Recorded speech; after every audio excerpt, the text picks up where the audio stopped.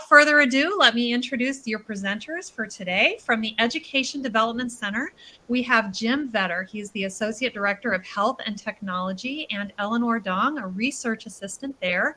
And from Learning First Charter Public School, Worcester, Massachusetts, we have Lauren Rapucci, Director of Wellness. These folks have deep and wide experience in helping schools develop a multi-tiered system of supports for SEL and for mental health, leading to better outcomes for students and for staff. And when we say better outcomes, there's so much that goes into that word. Really, we're talking about happier, healthier kids, supported staff members, safer schools, along with those improvements in academics. So we can't wait to hear what you have to say. With that, I will turn it over to you. Thank you so much for being with us. Thanks so much, Trudy. We are really thrilled to be here. So I'm Jim. And over to Lauren. I'm Lauren. And I'm Eleanor. Excellent. We are so happy to be with you. So what we are going to be talking about today, that I'm from the Education Development Center. We are a global nonprofit that has about 200 projects running at any given time. We are headquartered in Waltham, Massachusetts, but we have offices in New York, Chicago, Washington, D.C., and other satellite offices across the state, across the United States, as well as projects in other countries throughout the world. We've got a bunch of work that we're doing around supporting states, state organizations, school districts around SEL and mental health, including the project we're going to talk most about today, but the tips we're going to give come from our Social, Emotional, and Behavior Academy. And this is a project that has been funded by the Massachusetts Department of Elementary and Secondary Education. EDC has been hired by DESE in order to conduct this program, which is a 3-year program, which works to help schools and school districts to improve their MTSS for SEL and mental health in order to have positive outcomes for students, just the way Trudy was talking. So what are we doing in this session? By the end of this session, our goal is that you'll be able to describe some of the key components of MTSS specifically for SEL and mental health. You'll be able to list some social and emotional supports that you currently are providing at all 3 tiers within your school or district. You'll be able to start to identify elements of whatever your current process is for identifying students for additional support, matching those students with interventions and monitoring progress. You'll be able to list 1 or 2 more relevant data sources for this, and you'll be able to start to think about what are your next steps. Out of this session, what do you want to do next to improve your MTSS for SEL and mental health? That's the goal. That's what we're about today. So what's it going to look like in terms of the outline, the format for today? We're going to talk for just a couple of minutes about why focus around SEL and mental health in your MTSS. We're going to talk a little bit about why take this kind of systems approach. What's the power of using a systems approach? We're then going to do the bulk of what we're going to talk about today is really diving into these elements. What are the key elements of an MTSS specifically for SEL and mental health? And what does that look like in your own school or district? And how do we build the strong system? How do we improve that system? And if you're just joining in now, please do go ahead and type in the chat. Let us know who you are. Let us know what your role and title is, what organization you're with, and where you're from. Like Amy Cook just joined, school counselor from Sutton, New Hampshire. Welcome, Amy. Great to have so many people here. All right, so before we go into the how to build this system, what is the system in place? Let's talk for just a minute about why. So everybody here, think for a second. You chose to come to this session today. You're doing this work. What's one reason today? Why do you care about promoting SEL, positive mental health, in your school or district? Why is this important right now? Why are SEL and mental health important to your school or district right now? So take just a moment and think about that. So why are they important for your school or district? And just type that over in the chat.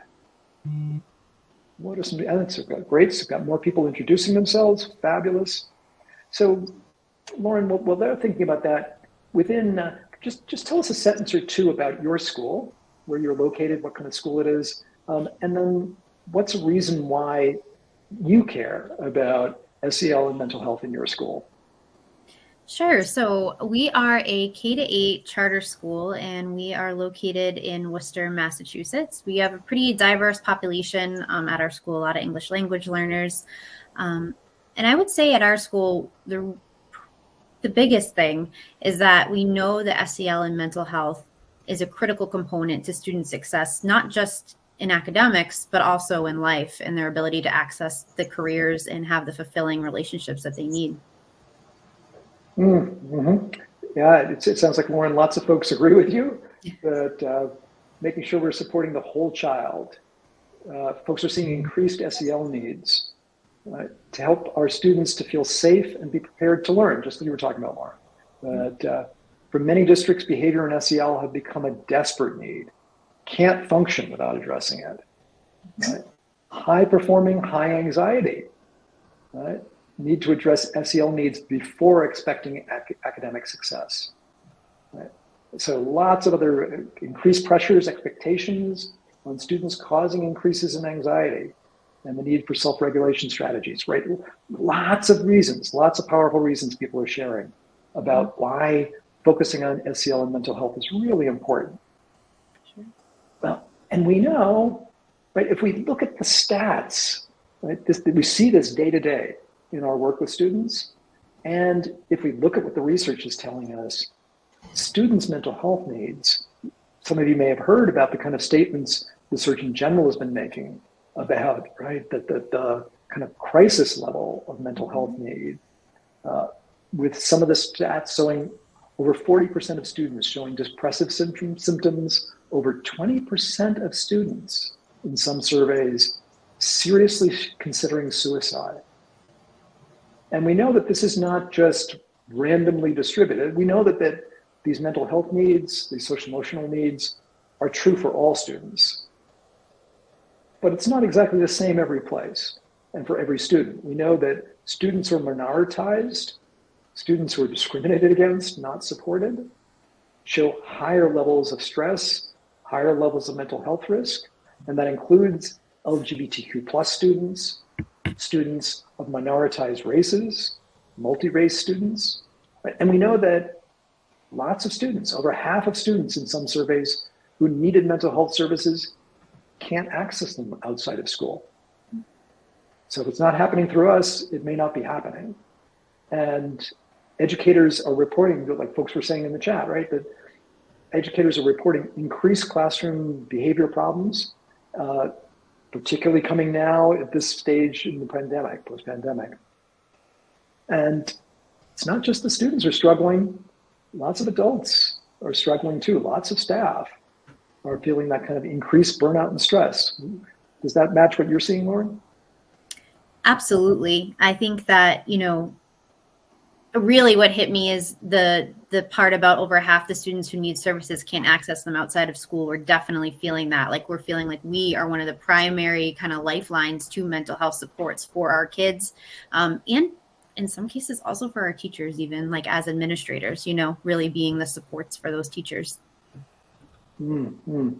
And Dr. Carrie Orange Jones talks about, I want to provide SEL supports because our students are still healing from COVID learning, from that kind of time of being disconnected. We are still in the midst of trauma-induced teaching and learning. Students need healing. So lots of reasons why this is important.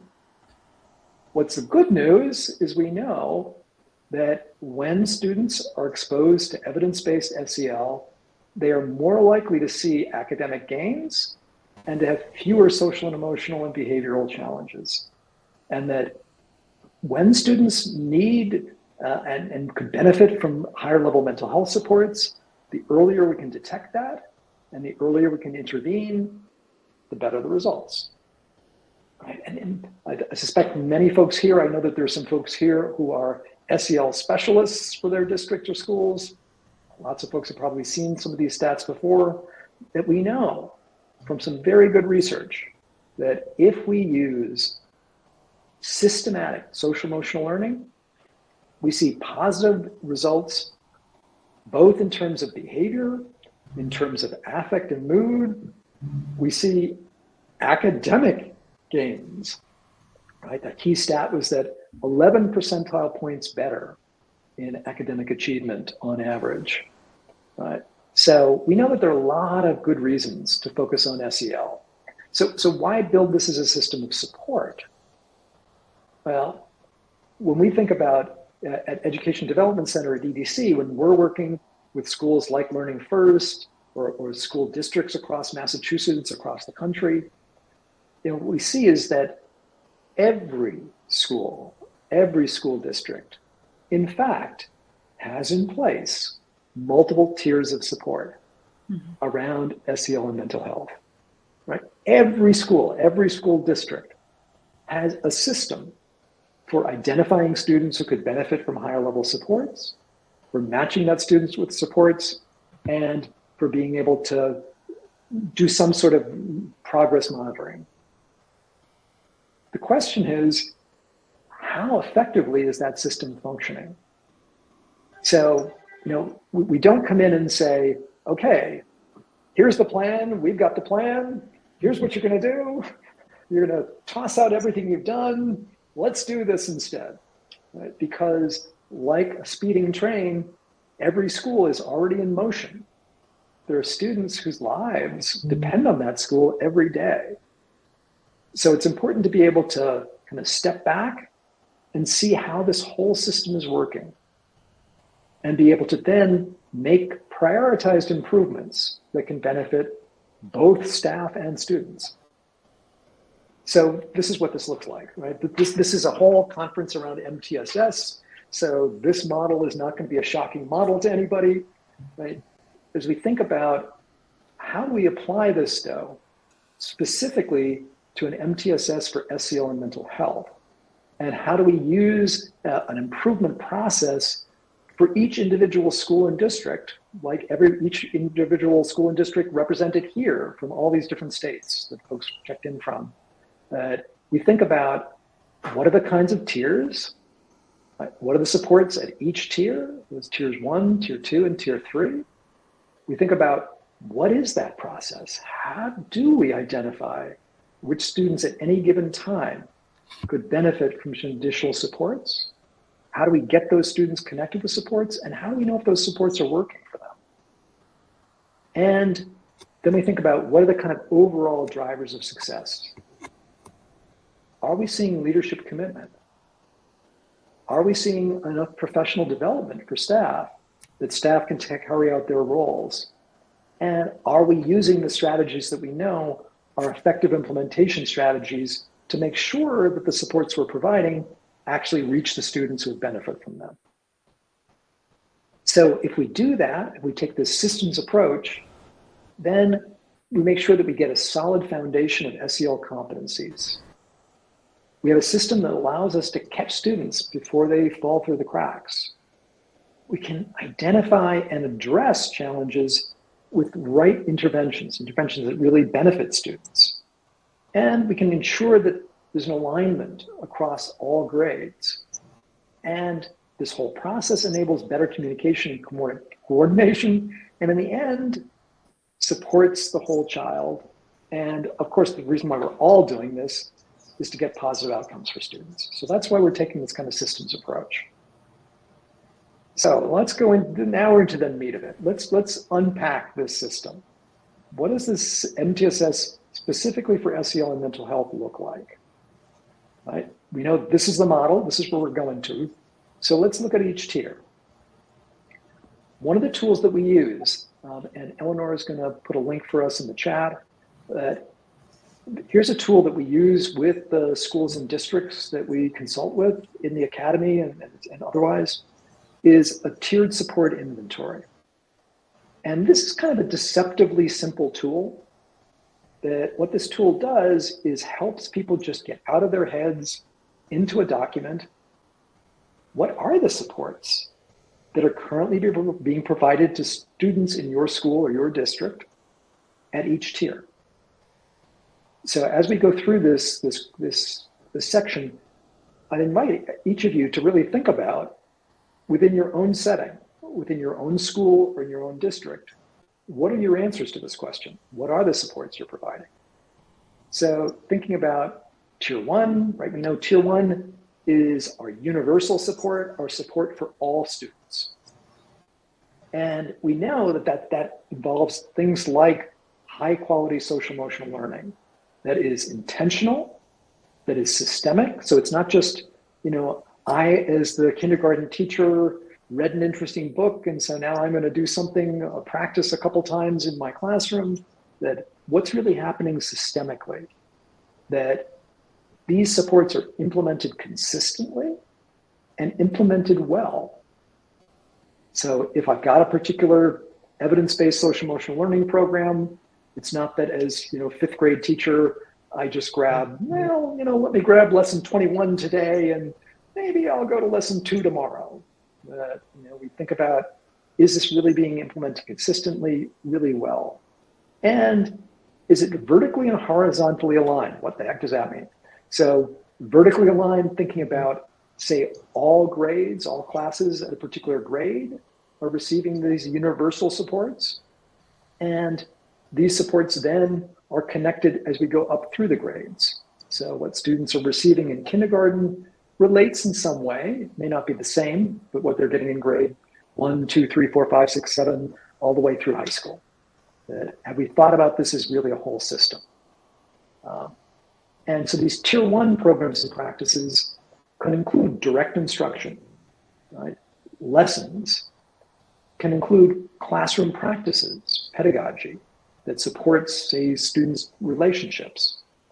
It can include integration of SEL into academics. There can also be school-wide policies and practices that support SEL and the connection to family and community partnerships. So invite everybody right now, take a moment right now and go ahead and type in the chat. What is, say at least one, what is one tier one social and emotional support that is provided in your school or your district? So again, that might be morning meeting, Jenna says, is tier one support. Oh, yeah, Lauren says, that sounds familiar. Yeah. Class meetings, great. So what else? What other kind of tier one supports? Morning greetings. All right, great. There we go. PBIS school-wide expectations. Community circles. Several people with community circles happening here. Positive behavior skills of the week from Castle 5. Right? Right. Building relationships with students. Great. Okay, so SEL class lessons. In this case, in Michelle's case, mental health workers go in. Yeah, in high school advisory can be really powerful. Yep, freshman seminar, that guidance classes led by school counselors. Behavioral leadership, that's an interesting term. I don't know that one. SEL lessons and advisory, great. Caring school community, right, is an evidence-based SEL program. It's on the Castle Select list. Yeah, but it is not consistent across schools. All right, Amy, yep, you're already thinking there, yep. Right, that's the kind of things when we do this tiered support inventory, we start to notice, right? SEL calendars with lessons, great. All right, so those are all great examples. Second step curriculum, another evidence-based SEL program, great. So those are all tier one. So now let's think about tier two, our targeted supports. So these are not like the high-level clinical supports. These are really the kind of supports that just give students who could benefit at any given time just a little bit of extra help, right? So this might be, if you're doing something like a second step program, that there might be just a way to pull aside a few students who really just didn't get that problem-solving process very well and just support those students, right? Yeah, here we go. Okay, so yes, I see Lloyd's already with us go ahead and type in the chat, what are your tier two supports? Lloyd's got check in, check out, right? Is a typical tier two support, right? Cool down corner, yeah, check in, check out, right? Small groups, check in, check out, yep. Sometimes mentoring, yeah. There we go. Calming corner, right? Just like cool down corner, calming corner, Zen den. I've heard a bunch of great titles for it. All right. Yeah, small groups. Yeah, peace areas in the classroom. Great. Okay, so these are all really good examples of the kind of tier 2. So this is not high-level clinical support, but this can make all the difference for a student who really needs that extra support at a given time. And then when we think about tier 3 is when we get into that more intensive support. This is when we're getting to something that's more like actual clinical mental health support. So again, think about and go ahead and type in the chat. What are some, tier 3 behavior sheets? Yeah, counseling, sure, individual counseling. All right, sometimes point sheets. Yeah, point sheets might actually be tier 2, depends on how you implement them. When we think about those tier 3, that we typically think about in this inventorying, we inventory what are the mental health resources and supports that are provided inside the school or district, and also what are those kinds of mental health resources supports outside the district, right? And so we want to be able to provide appropriate support within the school or district, and we want to be able to refer students out effectively as appropriate, right? So these kind of school community partnerships, really key in building this effective MTSS. And what we think about is schools really have the strongest role around that kind of tier 1, social emotional learning, those kinds of general supports, development of competencies for all students. And certainly have that kind of tier 2 support. The higher level the clinical care gets, then the more likely is there to be a referral out to a community-based resource. So as we think about what happens within the school and outside the school, those kind of referrals, safety plans, outside agencies, exactly, all those kinds of things. So I'm curious, Lauren, at Learning First, when you folks were working through the academy and we're doing this tiered support inventory process, what did you find? Yeah, so going into this process, or even just going into the academy in general, I think our team went in with the belief that we really needed to focus on and build up our tier 2 supports. It sort of was like our thinking going in, but when we sat down and we actually did the inventory, we realized we had a lot of tier 2 supports in our school. What we needed to focus on was making sure that we were doing them more consistently, we were documenting them, keeping track of them, and then also that we needed to work on the other tiers as well. So it really changed our thinking about what our focus area was in terms of our improvement of our system. So I think others would probably find it kind of typical that might happen typically as well. But so your school really went in thinking, okay, here's where we've got this need. Mm-hmm. Right? We see students who would benefit from some additional support. Right? We want to get them the tier 2 support that they could really help them. And yet, when you actually sat down and made the list, you saw that there were actually quite a lot of tier 2 supports. Mm-hmm. And so, how did that help you? Once you saw that you in fact had a bunch of tier 2 supports, how did that shift your thinking? It kind of redefined the problem that we were working on, right? Like we realized that it was a utilization thing. We had to figure out, okay, we have these supports in place. How are we using them? How are we tracking them? Is it being done consistently across all the rooms? What things can we kind of cross-pollinate? What things can teachers share? And also, should we be looking at our tier 1, which is ultimately sort of, we led down that road and we looked at the other tiers and we realized our need was more at the tier 1 level. So this can be a really powerful process, is just to get clear. In all the schools and districts I've worked with, I've never come into any school or district where there was a single person who was aware of all the social emotional supports provided in that school. So that's why doing this kind of process, getting it out of one's head, being clear about what these supports really are is a key first step. Then the next thing we typically look at is, okay, now we've got this list of supports, right? The tier 1, tier 2, tier 3 supports. Then we start to look at, all right, how do students get access to higher level supports? All students should be getting the tier 1 supports. Right? Although that's another thing that's always worth checking. Someone mentioned in the chat that they had caring school community, but not implemented consistently. That's also really common. Right? So for tier 2 and tier 3 supports, how do your students get access to those supports? And so I invite everybody to think about that right now.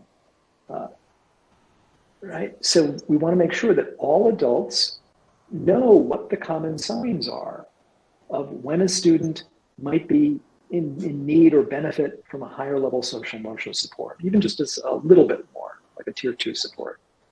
And where to refer students. What are the things, if I'm a classroom teacher, what are the kinds of things, maybe the tier 2 approaches I can use in my classroom? Maybe I've got the Calm Down Corner or Zenden or Peace Corner in my room. So maybe I can help get students there when they would benefit. But if it's going to be a small group that the counselor runs, how do I access that small group? What's the process? Right? It also can be helpful to have a kind of systematic process, like a universal mental health screener, to help identify students at any given time who could benefit from additional support. And if you're going to do this process, if you're going to put something in place like a universal screener, you want to make sure that you're really prepared to refer and support those students who are identified. John Crocker, who's from Methuen, Massachusetts, talks about he might have gotten this from someplace else, but John talks about don't assess what you won't address. So if we're going to put these systems in place, that's why we start with the tiered support inventory, so we know what the supports are we can provide. And we want to build collaboration with those community-based providers so that we can increase the capacity, particularly when we're thinking about those tier 3 supports.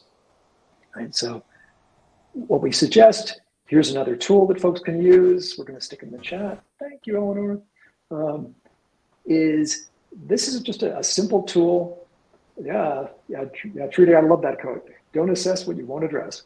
But, so this is another simple tool that just helps you think through, what are your current systems? What are your on points?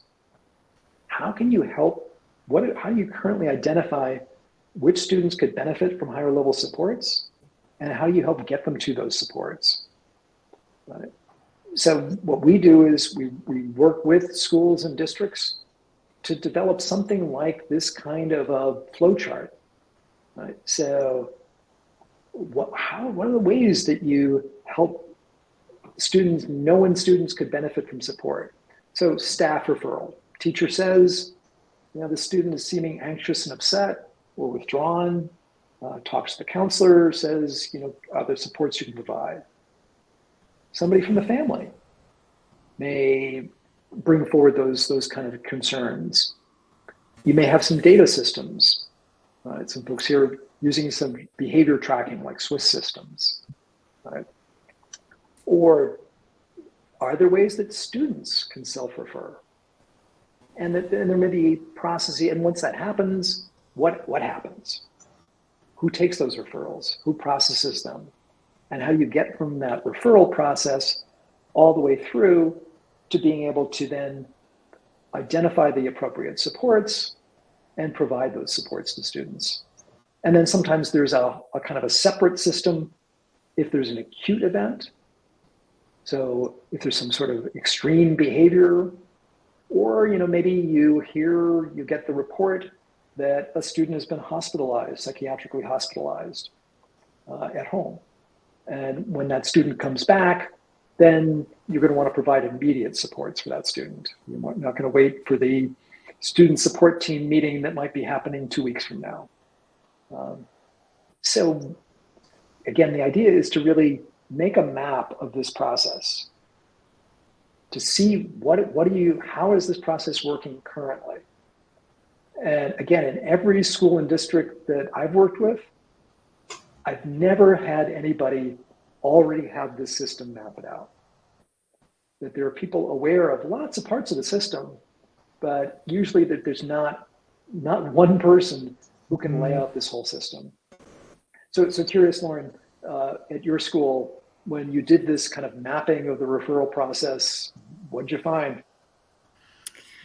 Well, we found that the information was going to lots of different pockets of places and people, that it was really inconsistent in where staff thought they should be going for help when they had a situation come up.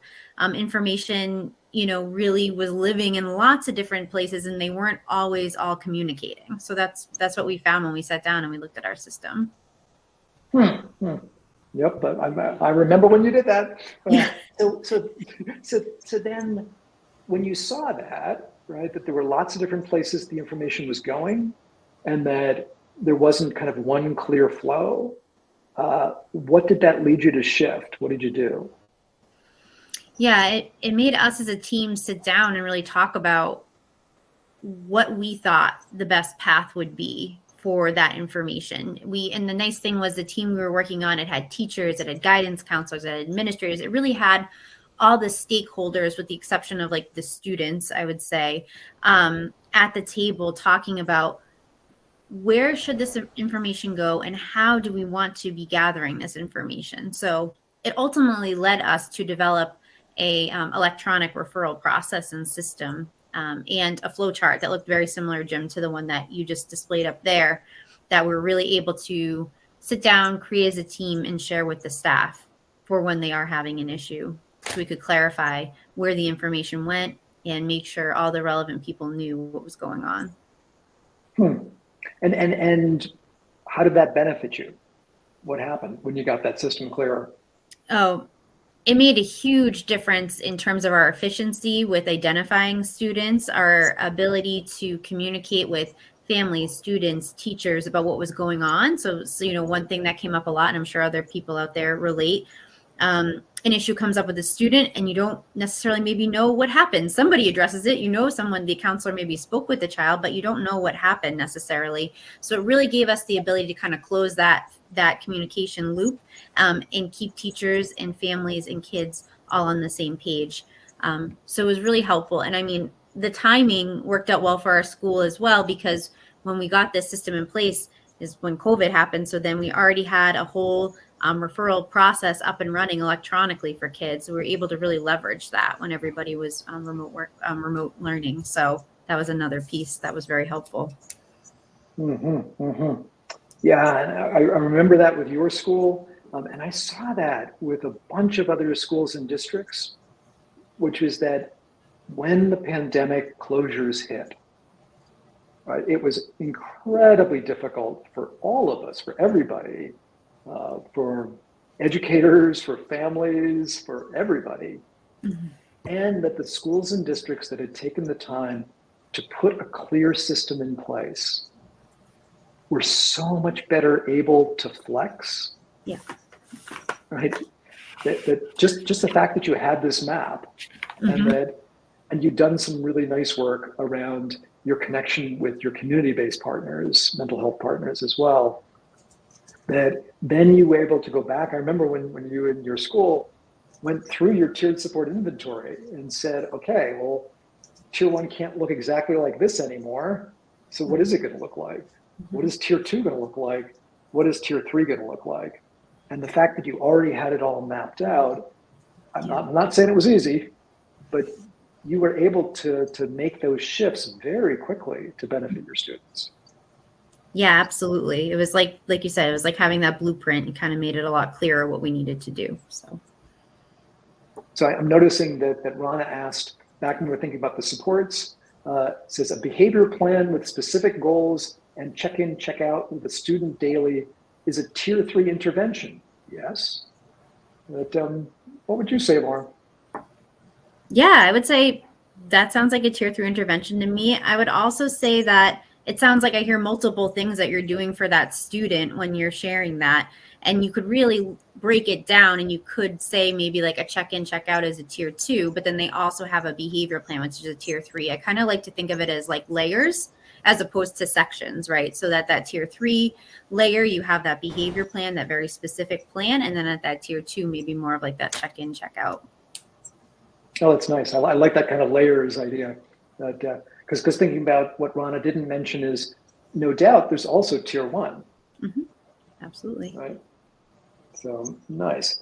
Okay, so this kind of map can help, make the system clearer, and as Lauren was saying, really helped communicate to everybody what the system is. And I remember you went through some strategies too, where you came up with different versions of what your system map looked like.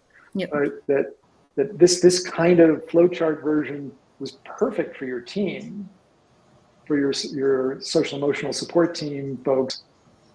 But for most classroom teachers, this is way too much information. Mm-hmm. But, so you did appropriate versions around what does this system look like from my perspective, yep. as a teacher, as a family member, as a student. Mm-hmm. So that kind of communication can be really important. And to make all this work, right, there's some overall conditions that we know can make a big difference in terms of whether a system is effective and can actually be implemented over time. Right? We know that there's got to be leadership commitment. And Lauren, I remember with your team that you had building administrators who were right part of your team right from the beginning. Yep, absolutely. I think that was key. If you don't have them on board, it's very difficult. Yeah. And people can always build to that over time, and you really got to get there at one point or another if you're really going to have a strong system. Mm-hmm. Staff competency, that's the kind of work around professional development, so that each staff member has the support they need to develop the competency to play their own role. So I remember that you did a bunch of teacher training as part of your development of your system. Mm-hmm. Yeah, we went through it. We went through the system a lot. We went through the different interventions with our staff, and we did do quite a bit of training and revision. And again, the nice part was we had teachers on our team, so the teachers really kind of took the front seat on that and doing the actual teacher training, because they had that perspective. We supported them, we worked with them, we developed it, but they really rolled it out for us. Nice. And that's all part of making effective plans for implementation. Mm-hmm. So things like being able to have a clear plan as to what's going to be happening, that if you're rolling out whatever it is, someone mentioned second step, if you're rolling out second step, does everybody know what the plan is? Does everyone have the professional development? And do you have a way of monitoring that implementation is actually happening? And do you have a way to then support teachers over time? So it's not just, we did that hour-long workshop at the first day of school, one of the first professional development days of school. Why is it the end of the year now? And most teachers aren't actually using that practice. You've got to build that kind of ongoing implementation support. And through all of this, equity is really at the foundation. So as we're looking at, are students benefiting?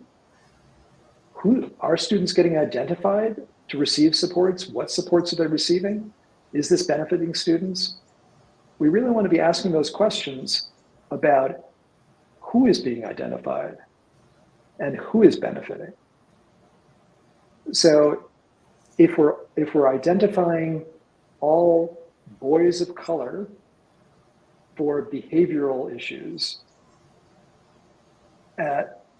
then that probably tells us that there's something in our system that is not equitable.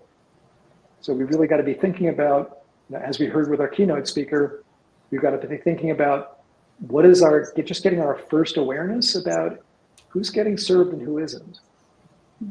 Right? And then we've got to acknowledge, well, what's our role in this? What are we doing?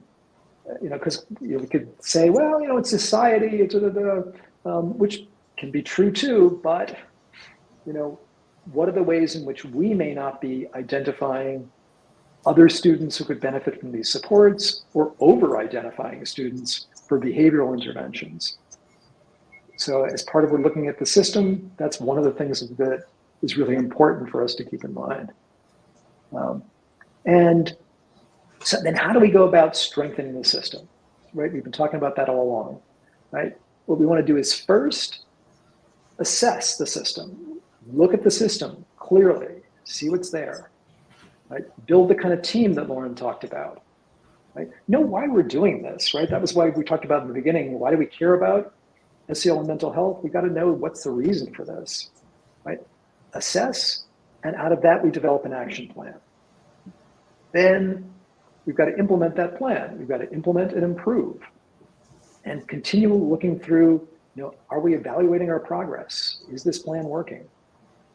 And then over time, we might want to scale up and look for how do we sustain these gains that we've gotten. So starting with, what do students and teachers need? Right? What do we already have in place? Is what we have in place working? And what might be missing, or what might we be able to improve? And that goes to the action plan. So starting with, what do students and teachers need, right? We want to be thinking about what are the social, emotional, and behavioral health, mental health needs in our school.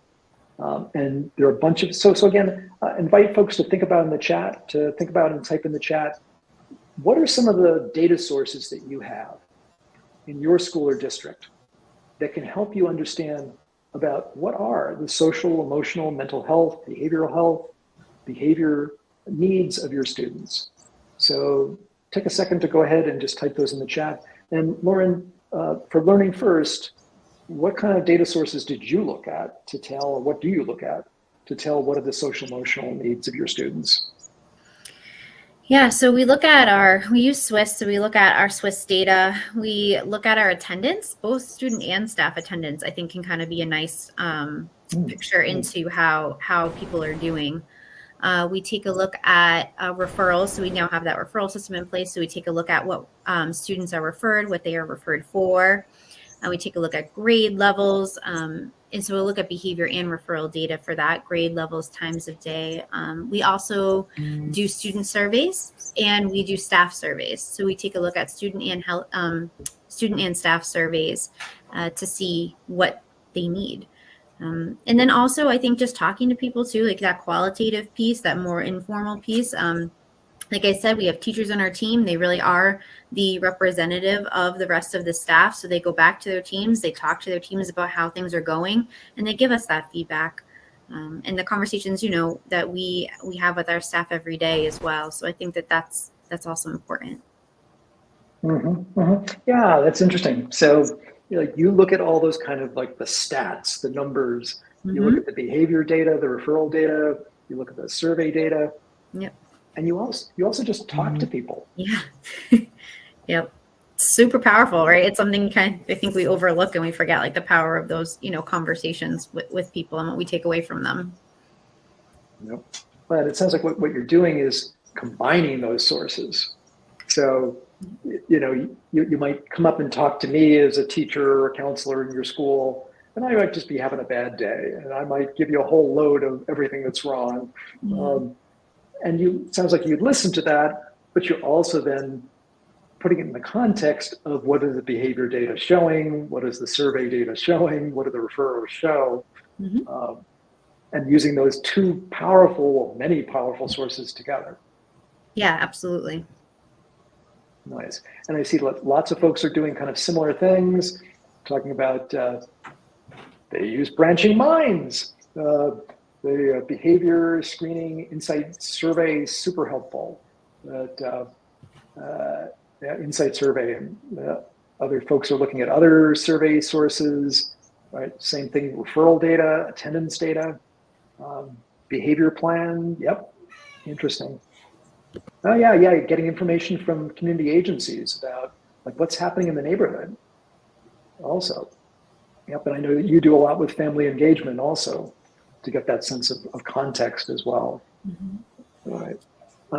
So, once we've got that, then we can look at what supports do we have in place, using that tiered support inventory as the tool we use. How are those supports actually happening? We look at that whole process of identification, matching, and monitoring. And we look at those drivers of success. right? You have a kind of reflection tool for that as well. And again, there are links to all these that we put in the chat. And out of that, we develop an action plan. Right? Do what Lauren talked about, engage multiple stakeholders. We prioritize and set a timeline. We divide clear roles and responsibilities and identify and work to meet clear milestones and benchmarks. And that leads us to achieving success. So I'm curious, Lauren, when you went into action planning, what was that like for your school? What did you have to kind of navigate for that? Yeah, I think when it came to action planning, the hardest part of it was really prioritizing what to work on first, because, you sit down and you really take a look at this whole system and you identify people will really kind of get excited and enthusiastic about, oh, we need this, we need that, we need to leverage this better.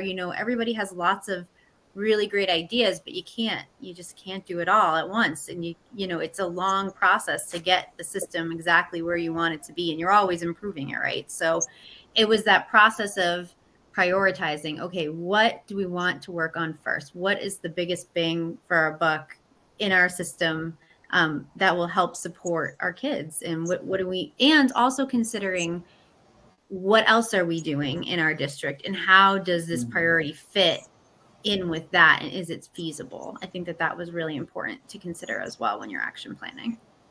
Yeah, because you were rolling out some big new curricula at the same time that you were doing this process, weren't you?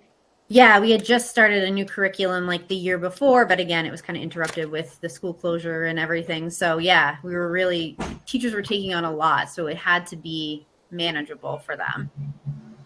And in your case, what did you decide to prioritize? What did you do first? We prioritized our tier 1 first. We decided that we were working with a company and we knew that company, it actually kind of happened organically in a sense that company was no longer going to be having their curriculum out there. It was Open Circle at the time.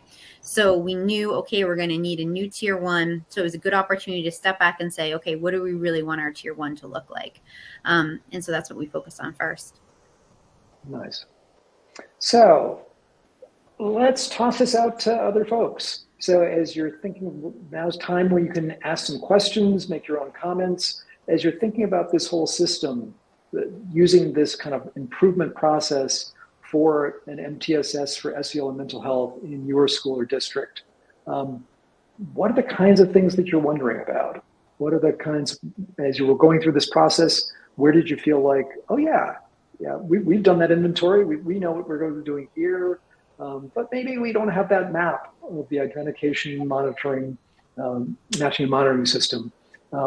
Or there might be other areas. So as you're thinking about, if you were going to take a next step in your own school or district in terms of improving your MTSS for SEL and mental health, what are some things that you would work on?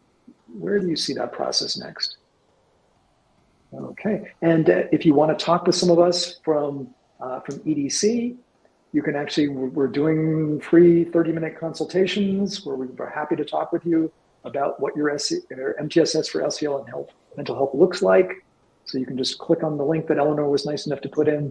You're happy, we're happy to have those conversations with you. So again, just curious as to what kind of questions folks might have. What are some of the things that, where you see your next steps in improving, even as you were just thinking about this process, as you were putting in the chat your own supports at tier 1, tier 2, and tier 3, where do you see your strengths? Where do you see your gaps? Yeah, okay. I see over in the Q&A, there is a question about tier 3 supports. Trudy, could you read that question for us?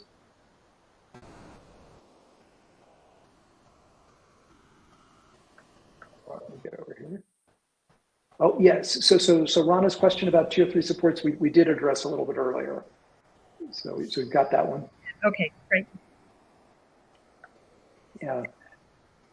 Okay, as a school, weak green teachers that don't implement sound tier 1 best teaching practices.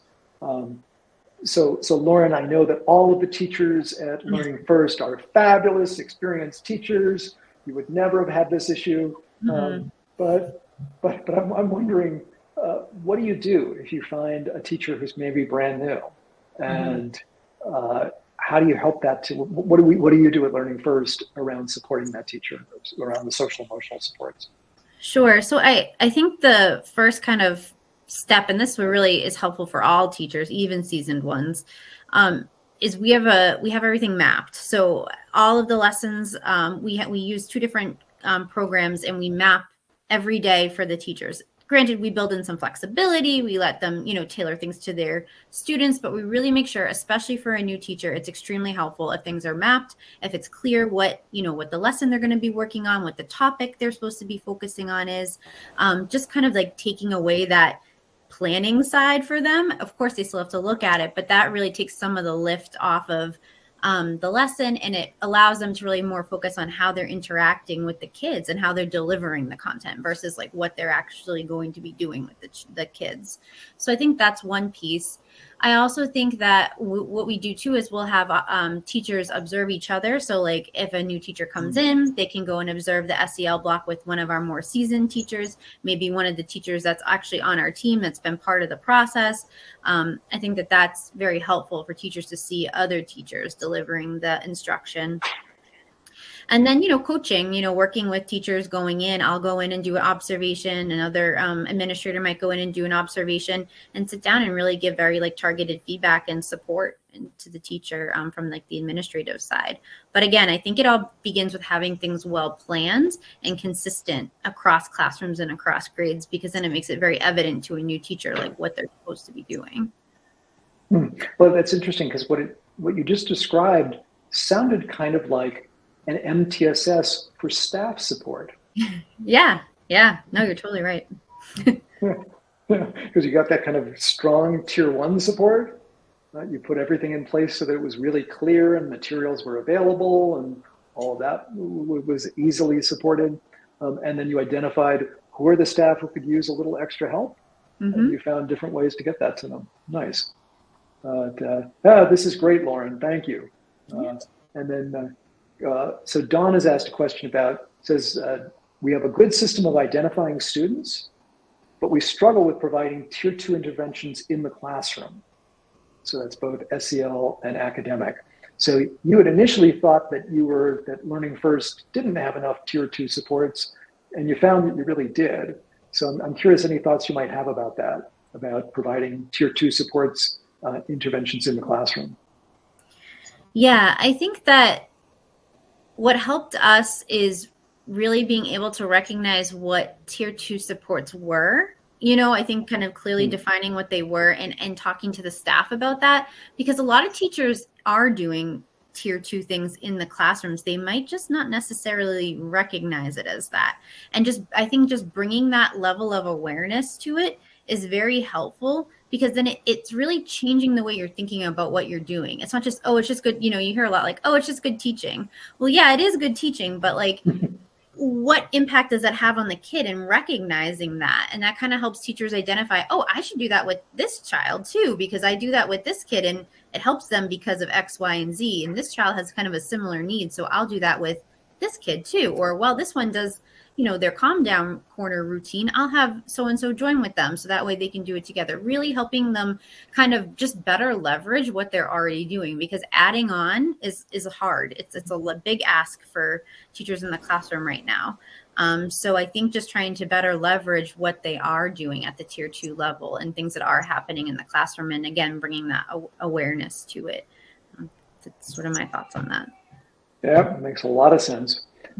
So Christine mentions, actually last question, Christine mentions we have pushback about teaching SEL, and this is at the secondary level. We have advisories, but they vary so much. Accountability is a struggle. So I'm curious about, I know that you have a whole range of grades at your school. It's pretty common that folks at early elementary, primary grades, folks are kind of already thinking about SEL and have that as a clear part of what they do. I'm wondering, with your upper grades, did you have anything to navigate with staff there? Oh yeah, it's way hard. It's a lot more difficult to implement these kinds of programs in a middle school. I think there's definitely like a different mentality around middle schoolers. I think there's definitely middle school teachers have a different mentality, like they're just the way that they are. You definitely see like the difference. And good and bad, right? You need that difference. That's why they're in middle school and not in elementary anymore. Developmentally, they need something different. They are functioning at a different level. So definitely a different breed and definitely a lot harder to implement. One thing that we are always talking a lot, even about academics, even. So this is kind of across the board when we're talking about supports in middle school, is really trying to reframe that they are in the in-between and just really talking a lot about that there may be some things where maybe the bulk of the group has hit this like cognitive level of maturity where they're aware and they're able to do things a certain way. You do have stragglers developmentally, and that's typical, that's expected. And so talking about that kids do need these supports. Also though, I think one thing that have found has been really effective in the middle school too is kind of bringing more student voice and student awareness into it. For example, we set SEL goals across the school every trimester. And the younger grades, it's more teacher directed, right? Teachers are more helping set the goals for the kids. There is student feedback, and it kind of goes as the kids get older. But in middle school, we actually have kids do their own surveys. We have kids set their own goals. So really trying to put more on the kids, because they're developmentally they're ready for that. And so we're really trying to focus on making sure that it fits their level and where they are at, both the teachers and the students. I think that's been helpful, but it definitely is harder in middle school. Makes sense. So as wrapping up, I'd like to invite everyone, just think about, over the course of the time we've had together today, what's one thing you're taking away from this session? So it might be a big concept, it might be just a little kind of a thought, might be a resource that somebody else typed in the chat, that might be just a turn of phrase, might be an idea that you have about something that you want to try in your own school or district. But just think about, what are you taking back to your school or district from this session? So again, just think about that for a second, and go ahead and type in the chat. So what's one thing you're taking away? Taking the planning load off of new teachers, middle schoolers setting their own SEL goals with our quarterly surveys, so they can focus on the interactions. Great, right? So again, just everybody here, that we're doing this session because we want you to get something valuable from it. We want you to be able to take something back. Hopefully we've had a good time together, but really this is going to be beneficial if there's something that you can take back to your school. Right? Importance of having a system of supports for staff as well as students. Step one is we all need to acknowledge individual roles in supporting SEL of our students. Great. Okay, so keep typing in your ideas. But if you'd like some additional support, Education Development Center does provide support to schools and districts through our EDC Solutions for Education and Wellbeing.